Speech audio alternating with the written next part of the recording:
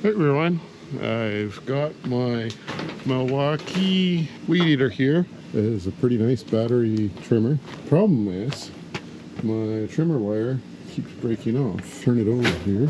You'll see that it's breaking off the inside of the spool and it's getting kind of pretty tangled.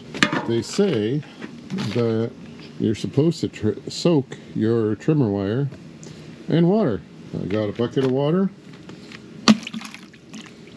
Let's find out if they're right.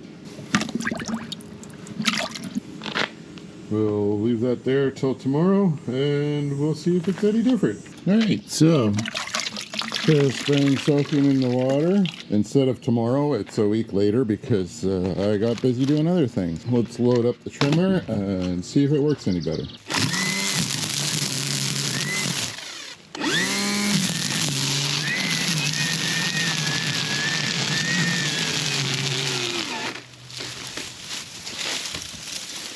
They got it jammed up pretty good, but the cords haven't broken. I'm going to use two hands for a little bit. Well, I've managed to break off the trimmer wire inside of the machine. Not a complete fail though. I have to extend it a lot less often.